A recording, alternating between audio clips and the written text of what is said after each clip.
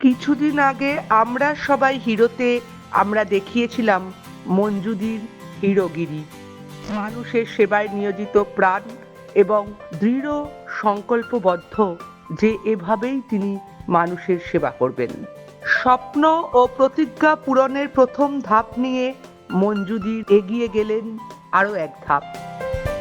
সাঁতরাগাছির পল্লবপুকুরে কিছুটা গ্রামীণ এলাকায় নিজের এলাকাতেই তিনি মানুষের সেবাদানের উদ্দেশ্যে খুললেন কেয়ারমেড ফার্মেসি। না, শুধু ওষুধের দোকান বলে নয়, এখানে সব কিছু, প্রেশার মাপা, জ্বর দেখা, নানা রকম ড্রেসিং করা, ইনজেকশন, সব ব্যবস্থাই রেখেছেন যাতে প্রাথমিক চিকিৎসাটা উনি করতে পারেন এবং কোনো সিরিয়াস পেশেন্টও হাসপাতাল যাবার আগে প্রাথমিক সেবাটা পায়।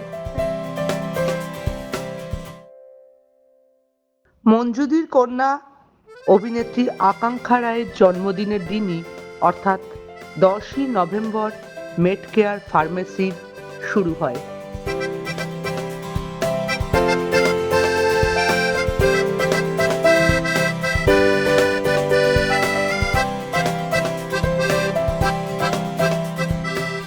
এই উদ্বোধনে উপস্থিত ছিলেন বর্ষিয়ান স্বনামধন্য অভিনেতা তমাল রায়চৌধুরী, লেখিকা ও অভিনেত্রী শিল্পী চক্রবর্তী এবং বাগচি নার্সিংহোমের কর্ণধার ডক্টর সুমনা বাগচি।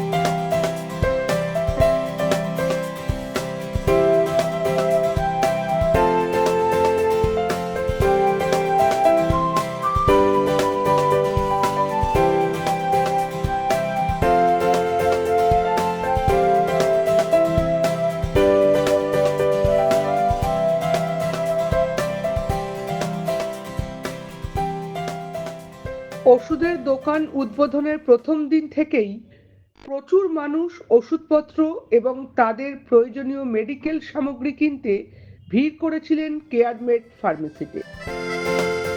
উদ্বোধনের দিন এলাকায় বিপুল জনসমাগম হয়েছিল।